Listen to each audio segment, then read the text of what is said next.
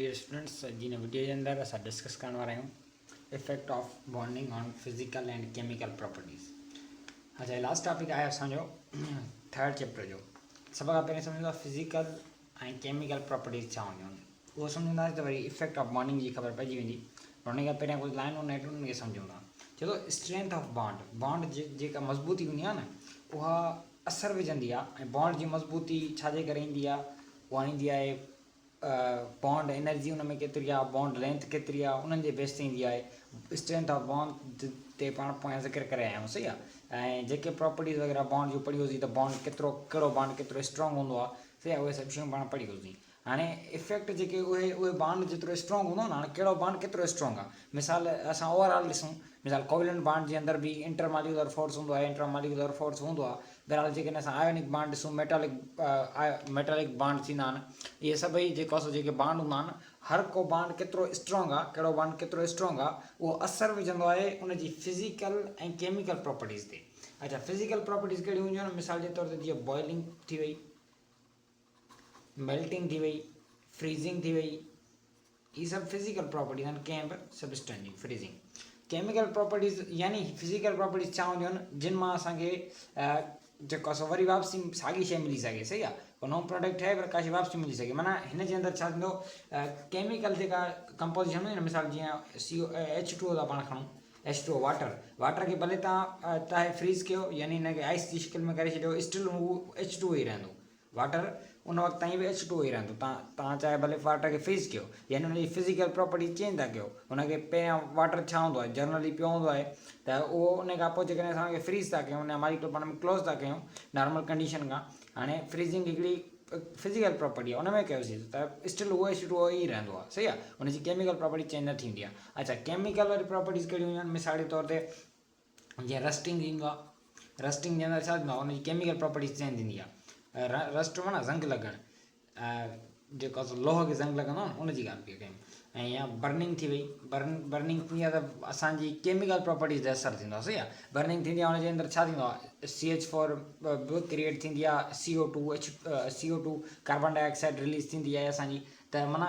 Chemical change ईंदी आहे त उहा केमिकल प्रॉपर्टीज़ में चवराईंदी यानी हीअ छा हूंदियूं केमिकल प्रॉपर्टीज़ हीअ हूंदियूं फिज़िकल प्रॉपर्टीज़ त इहे केमिकल प्रॉपर्टी ऐं फिज़िकल प्रॉपर्टीज़ ते जेको असरु विझंदो आहे उहो बॉन्ड स्ट्रेंथ आहे कहिड़ो बॉन्ड केतिरो स्ट्रॉन्ग आहे उहे शयूं। अच्छा हाणे उन जे अंदरि ॿ शयूं ईंदियूं आहिनि हिकिड़ो त reactions of polar and non polar covalent bond ऐं ॿियो ईंदा आहिनि कुझु फैक्टर्स जिन जे अंदरि आहे असां वटि अच्छा ॿियो ईंदो आहे solubility of polar and non polar covalent bond. हाणे सॉल्युबिलिटी पढ़ूं था पोलर ऐं नॉन पोलर कोवलेंट बॉन्ड जी उन खां पहिरीं ज़रूरी आहे त पाण खे ख़बर हुजणु घुरिजे त सॉल्युबिलिटी छा हूंदी आहे। सॉल्युबिलिटी अचूं था सॉल्युबिलिटी जो मक़सदु हूंदो आहे का शइ केतिरो डिज़ोल्व थी सघे थी यानी का शइ कंहिं में केतिरो ॻरे थी सही आहे सॉल्युबिलिटी माना ॻरण जी सलाहियत आहे का शइ केतिरो कंहिं शइ जे अंदरि ॻरे थी त हुनखे सॉल्युबिलिटी चइबो आहे सिंपल वर्ड्स में सही आहे। अच्छा हाणे हिन जे अंदरि ॿ शयूं हूंदियूं आहिनि हिकिड़ो हूंदो आहे सॉल्यूट ॿियो हूंदो आहे सॉल्वेंट। हाणे इन्हनि ॿिन्ही खे जेकॾहिं मां डिफाइन कयां त इनखे कुझु इन तरीक़े सां डिफाइन थो करे सघिजे त सॉल्यूट माना सबस्टेंस जंहिंखे सबस्ट्रेट टू बी डिज़ोल्व यानी ॻरणु डिज़ोल्वड ऐं सॉल्वेंट छा हूंदो आहे सॉल्वेंट यानी ॻार यानी टू होम सबस्ट्रेट जंहिंजे अंदरि सबस्ट्रेट ॻरे सही आहे अहिड़ी शइ जंहिंजे अंदरि सबस्ट्रेट ॻरे हिनखे पाण कुझु जेकॾहिं लिखूंसि त सॉल्वेंट जी डेफिनेशन त सॉल्वेंट जेका हूंदी आहे हीअ थी वई सबस्ट्रेट त हीअ थींदी आहे ॻार यानी सॉल्यूशन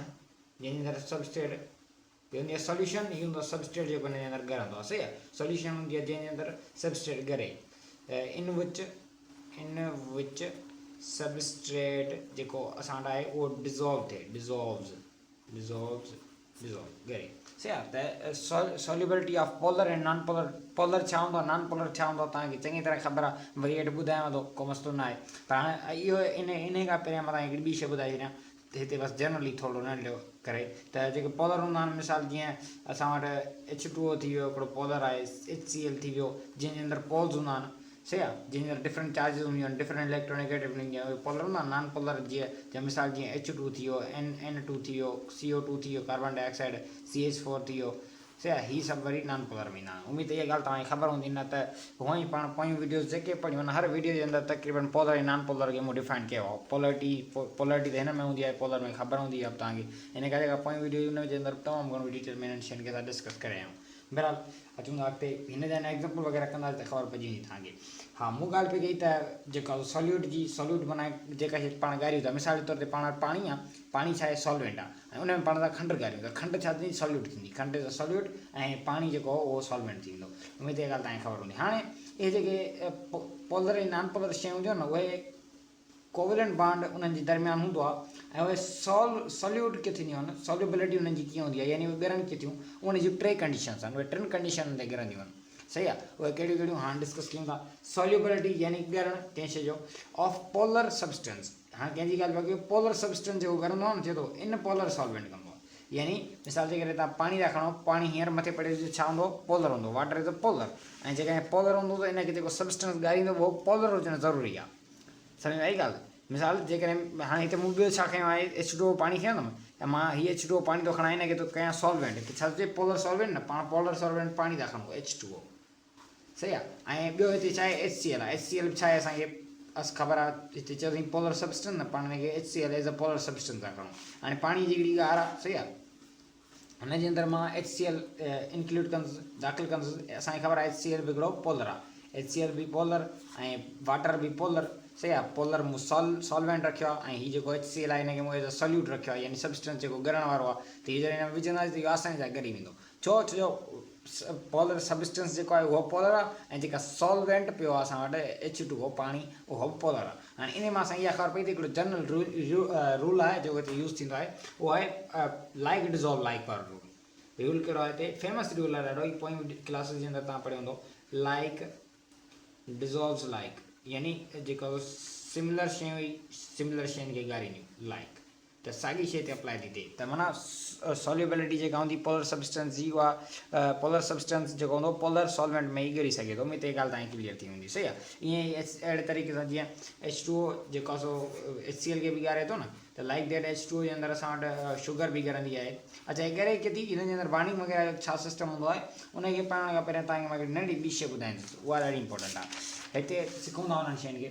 टे शयूं हूंदियूं आहिनि। हिकिड़ो हूंदो आहे इंट्रा मॉलिक्यूलर फोर्स,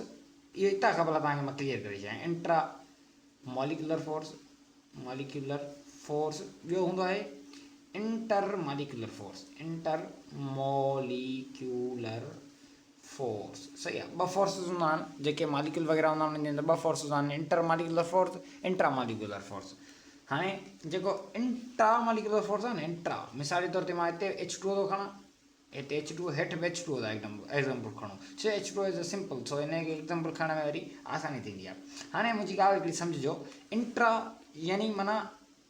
यानी मॉलिक्यूल जे अंदरि जेके आहिनि न, ही मिसाल ऑक्सीजन आहे ऐं हिन साइड हाइड्रोजन खणूं था असां, हिन साइड हाइड्रोजन खणूं। हाणे जेको ही बांड आहे न, हिते ही बांड मूं ठाहियो आहे, ही आहे इंट्रा मॉलिक्यूलर बांड, हीअ छा आहे, इनखे असां इंट्रा मॉलिक्यूलर फोर्स चवंदो आहियूं, ऐं इहो स्ट्रॉन्ग हूंदो आहे, स्ट्रॉन्गर, ऐं इहो कहिड़ो हूंदो आहे स्ट्रॉन्गर, ऐं इहो कहिड़ो हूंदो आहे, मिसाल जी कोवेलेंट बांड थी वियो, हिते कोवेलेंट बांड हूंदो आहे न, असां पढ़ियो आहे, हिते छा हूंदो कोवेलेंट बांड हूंदो। सही आहे, त इहो माना पहिरीं ॻाल्हि स्ट्रॉन्गर बि हूंदो, हिन खां हेठि जेको आहे न इंटर मॉलिक्यूलर फोर्स, इन खां स्ट्रॉन्ग हूंदो, ॻाल्हि यादि रखो। ऐं उन खां अलावा ही कहिड़ो हूंदो, जीअं कोवेलेंट बांड थी वियो, या वरी जेकॾहिं NaCl खणो आहे हिते, त उनजे अंदरि वरी आयोनिक बांड थी वञे हा। सही आहे, अहिड़े तरीक़े सां को मेटल खणो आहे त वरी उनजे अंदरि मेटलिक बांड थी वञे हा। त माना हिननि जे दरमियान जेको इंट्रा मॉलिक्यूलर फोर्स हूंदो आहे, उहो कंहिंजे दरमियान को मॉलिक्यूल, उनजे अंदरि जेके एटम हूंदा आहिनि न, एटम, उन्हनि जे दरमियान जेको बांड ठहंदो आहे, उन्हनि जे दरमियान उन बांड जी सूरत में जेको फोर्स क्रिएट थींदो आहे, उहो हूंदो आहे इंट्रा मॉलिक्यूलर फोर्स, ऐं यादि रखिणो आहे त उहो स्ट्रॉन्ग हूंदो आहे। हलो, हाणे तव्हां जो हेठि इंटर मॉलिक्यूलर फोर्स जेको हूंदो आहे, मिसाल हिकिड़ो हीअ H2O मूं खयो आहे, प्लस में मां ॿियो H2O थो खणा। हाणे हिकिड़े H2O ऐं ॿिए H2O मॉलिक्यूल जेको पाण में हीअं फोर्स हिकिड़े फोर्स जे थ्रू ॻंढियल हूंदा आहिनि न, ही चवराईंदो आहे इंटर मॉलिक्यूलर फोर्स। हाणे यादि कजो ॻाल्हि, त इंटर माना बिटवीन, यानी बिटवीन, इंटर जी माना बिटवीन बिटवीन मालिक्यूल जो फोर्स होंदो हिकिड़े मालिक्यूल ॿिए मालिक्यूल जे विच में हिकिड़ो फोर्स आहे इहो हूंदो आहे इंटर मालिक्यूलर फोर्स। हाणे इहो इंटर मालिक्यूलर फोर्स जेको हूंदो आहे इहो मुख़्तलिफ़ फोर्सिस थी सघंदा इहे इन जे अंदरि डायपोल डायपोल इंटरेक्शन थींदी आहे यानी dipole dipole attraction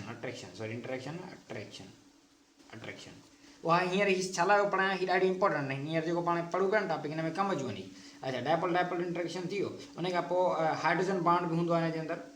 hydrogen bond specific bond पियो चवां हाइड्रोजन बॉन्ड आहे इहो हिकिड़ो स्पेसिफिकली सही आहे। डायपोल डायपोल इंटरेक्शन थींदी आहे कंहिंजे विच में inter molecular force not intra ऐं इंटर जेको आहे सो ही हूंदो आहे लेस स्ट्रोंगर देन मथां हुनजी बसि इहा हिते ॻाल्हि पूरी कई हाणे हिन ते वरी ज़िक्र न कंदासीं इन करे आख़िर दफ़ो इहो ॿुधाए छॾियोमांव। हलो डायपोल डायपोल इंटरेक्शन थींदी आहे हिन जे अंदरि दरमियान हाइड्रोजन बॉन्ड बि ठहंदो आहे ऐं कॾहिं कॾहिं हिते हिकिड़ो लंडन फोर्स बि था जंहिंखे वेंडीवाल फोर्स बि चवंदा आहिनि लंडन डिस्पर्जन फोर्स चवंदा आहिनि हिनखे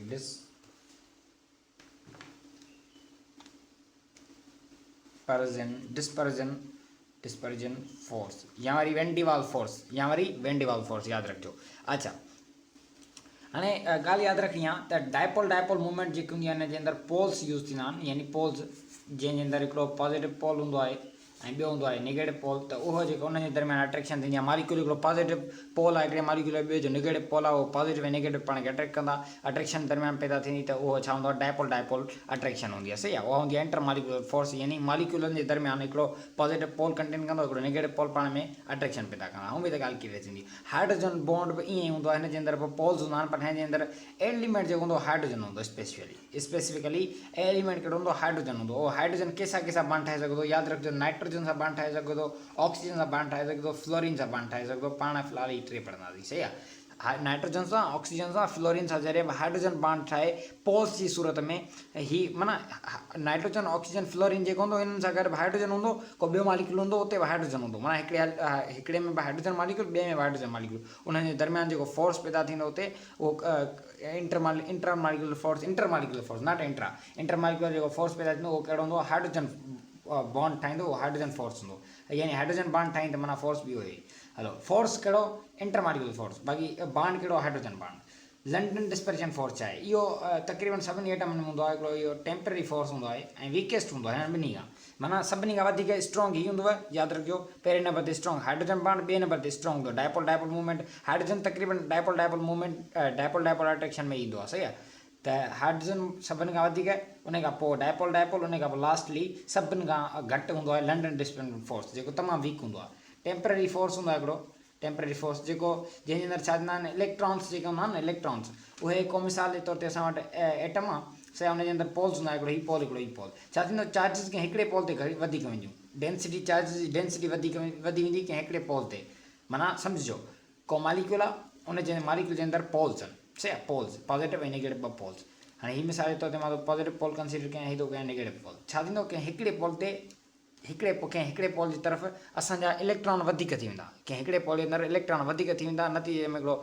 टेम्पररी फोर्स पैदा थींदो जंहिंखे त लंडन डिस्पर्जन फोर्स चवंदो या वरी वेंडीवाल फोर्स। फ़िलहाल पाण खे एतिरो यादि रखिणो आहे हिन जे बारे में तव्हां अॻिते डिटेल में पढ़ंदव सही आहे पंहिंजे बुक जे अंदरि हिकिड़ो लफ़्ज़ अची वियो आहे हिन जे करे मां खणी करे हिनखे तव्हांखे सम्झायो आहे बसि एतिरो यादि रखिणो आहे त जॾहिं बि हिकिड़े तरफ़ डेंसिटी वधी वेंदी आहे इलेक्ट्रॉन वधी वेंदा आहिनि त उन टेम्पररी हिकिड़ो फोर्स क्रिएट थींदो आहे जंहिंखे त लंडन डिस्पर्जन फोर्स चवंदा आहियूं उमेद ॻाल्हि क्लियर थी वेंदी तव्हांजी। हलो हाणे वापसि त अचूं पंहिंजे टॉपिक ते ही सभई शयूं ॾाढियूं कम जूं आहिनि ऐं यादि रखिजो कहिड़े जे दरमियान वधीक थींदी हाणे इहे मूं छा लाइ पढ़ायूं आहिनि हींअर ख़बर पइजी वेंदी तव्हांखे इंपॉर्टेंस हिननि जी। हलो बैक टू अवर टॉपिक त हिते छा थींदो हाणे असां पढ़ियोसीं त H2O आहे ऐं हिन HCl आहे यानी ॿिन्हिनि में H आहे त हिते कहिड़ो बॉन्ड हूंदो हिते हूंदो हाइड्रोजन बॉन्ड तव्हां ॾिसो कीअं ईअं इन तरीक़े सां ॿुधाए सघो था सही आहे हिते कहिड़ो बि अची सघे थो हिते सॉल्वेंट रखे सघूं था कहिड़ो बि तव्हां मथां जेको आहे सॉल्यूट रखो उनखे पाण में डिज़ोल्व कराईंदो त तव्हांखे उन में तव्हां इहो बि आइडेंटिफाई करे सघो था जेकॾहिं हाइड्रोजन बॉन्ड ऐं हुन दरमियान ऑक्सीजन न आहे त माना उहो डायपोल अट्रैक्शन आहे नॉट हाइड्रोजन बॉन्ड सही आहे उमेद ॻाल्हि क्लियर थी वेंदी आहे। हाणे माना पोलर खे अट्रैक्ट कंदा बसि आई हुई आहे हिन में solubility of non polar substance into polar solvent जेको हूंदो स्टिल पोलर आहे मिसाल जे तौर ते जीअं H2O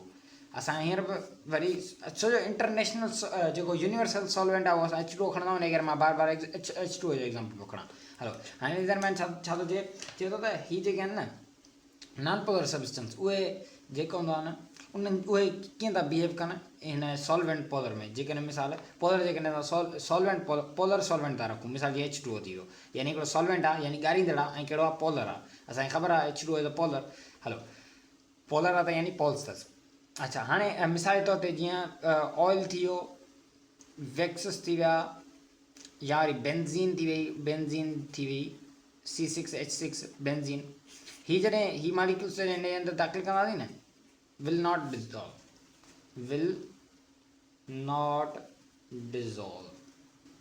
छो जो असांखे ख़बर आहे लाइक डिज़ोल्व लाइक थींदा आहिनि, लाइक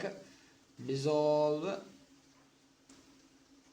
लाइक असांखे ख़बर आहे, पर ही लाइक न आहिनि, ही अनलाइक आहिनि, छो जो नॉन पोलर आहे, ऐं पोलर में त डिज़ोल्व थींदो ई कोन, सिंपल ॻाल्हि आहे। हाणे ही हू सभु थी विया पोलर, ही वरी नॉन पोलर, इहो कीअं डिज़ोल्व थिए हिन जे अंदरि, त वञे या वरी असां छा कयूं, मिसाल जे तौर ते करे त नथो सघिजे, पर मिसाल जे तौर ते कार्बन डाइऑक्साइड हिन जे अंदरि इंक्लूड कंदो, उहा त हुअं ई कान करंदी छो जो गैस आहे, त इहो एग्ज़ाम्पल ठहे कोन थो, बहरहाल मां जनरली ॻाल्हि कई, त मिसाल को बि नॉन पोलर ईंदो न, त उहो असांजे अंदरि ॻरी न सघंदो, छो जो हीउ रूल फॉलो नथो करे, इन जे करे। हलो, हाणे solubility of non polar substance into polar solubility of non polar substance into non polar solvent. असां जेको सॉल्वेंट खणंदासीं न, मिसाल उहो ऑयल खणंदासीं, ऐं अच्छा ही ॻाल्हि यादि रखिजो त हीअ कीअं थींदा, फ्लैट थी तरंदा पिया। मिसाल जेकॾहिं तव्हां हिन जे अंदरि ऑयल दाख़िल था कयो या बेंज़ीन दाख़िल था कयो न हिन जे अंदरि, त उहा ईअं मथे तरंदी पई पाणी में, ॻरंदी कान, तरंदी पई, हिते हिते ॿ टे ड्रॉप परे परे करे रखिजंदो। छो जो जेको H2O असांखे ॿी बि ख़बर आहे हिकिड़ी, त H2O जेको हाइड्रोफोबिक आहे, हाइड्रोफोबिक यानी पाणी खां नफ़रत कंदड़, हाइड्रोफोबिक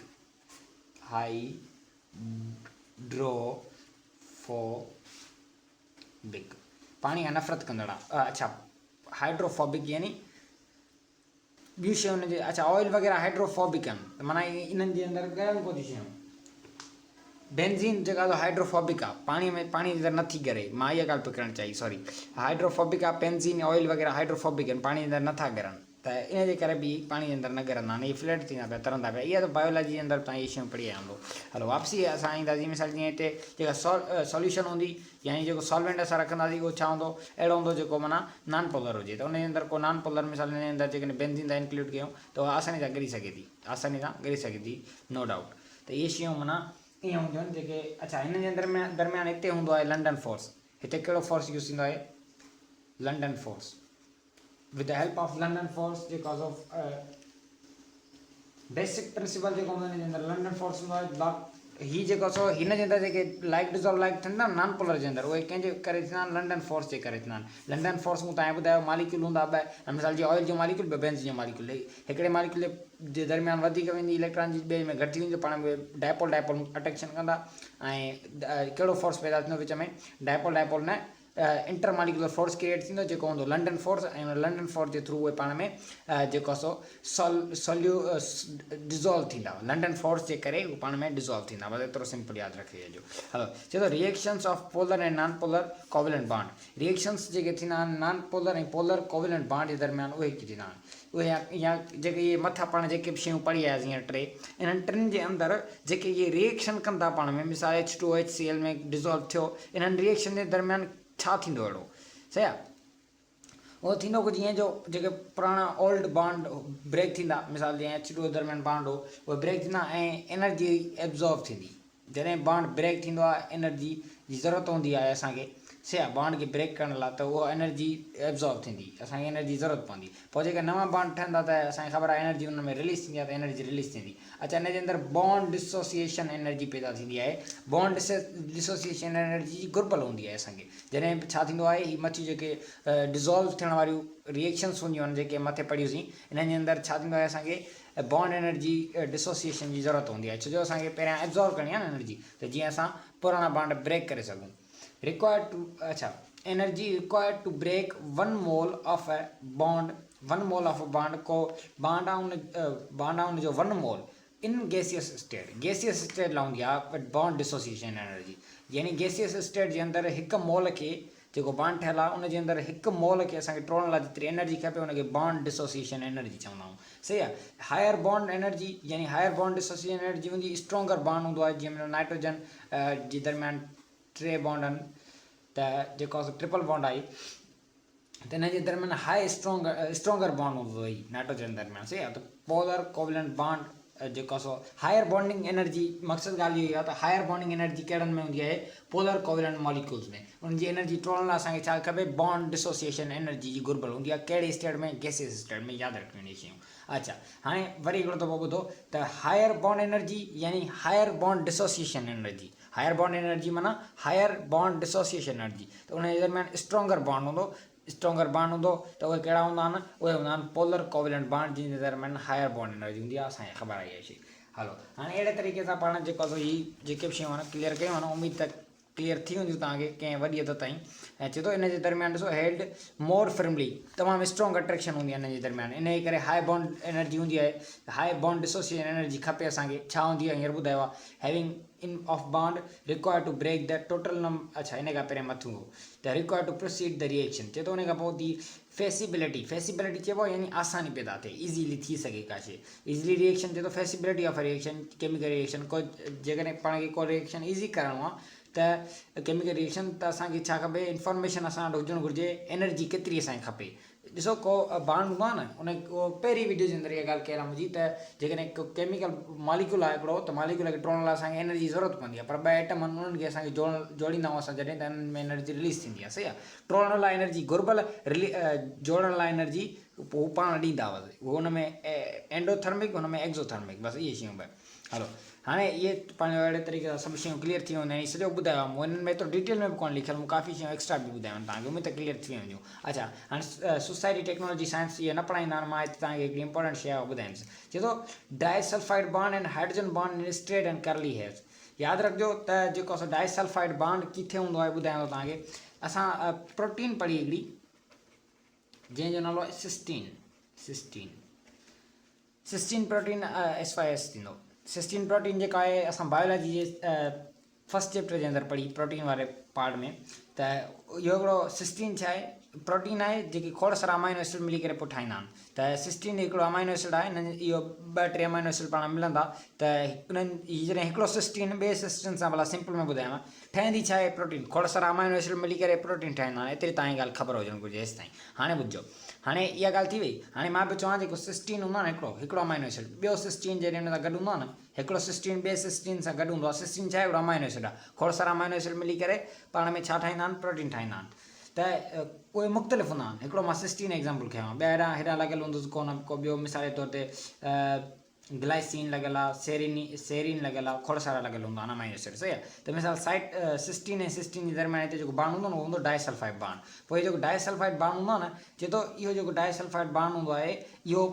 परमानेंट बांड हूंदो आहे हिकिड़ो ऐं इहो असांखे जेको हेयर्स हूंदा आहिनि करली करण में हेल्प कंदो आहे हिते लिखियलु आहे hairs are compose of type of protein हिकिड़ी प्रोटीन जा जंहिंखे असां क्रेटिन प्रोटीन चवंदा आहियूं हाणे जेका क्रेटिन प्रोटीन ठहियलु हूंदी आहे उहे अमाइनो एसिड ठहियलु हूंदी आहे उहे अमाइनो एसिड मुख़्तलिफ़ हूंदा आहिनि उन्हनि मुख़्तलिफ़ अमाइनो एसिड सां गॾु हिकिड़ो ॿियो अमाइनो एसिड बि हूंदो आहे विच में जंहिंखे असां सिस्टाइन चवंदा आहियूं पोइ हिकिड़ो सिस्टाइन ॿिए सिस्टाइन सां गॾु जुड़ियलु हूंदो आहे लिंक थियलु हूंदो आहे हिकिड़े परमानेंट बॉन्ड जे थ्रू जंहिंखे असां डाइसल्फाइड बॉन्ड चवंदा आहियूं जेको डिस्टेंस बिटवीन सल्फर बॉन्ड काज़िस हेयर टू कर हाणे जेके ॿ डिस्टेंस हूंदो आहे न हिन जे दरमियान इहो छा कंदो आहे काज़ कंदो आहे त जीअं हेयर कर्ल थी सघनि the greater the distance among the sulphur atoms more creatine molecule bend and more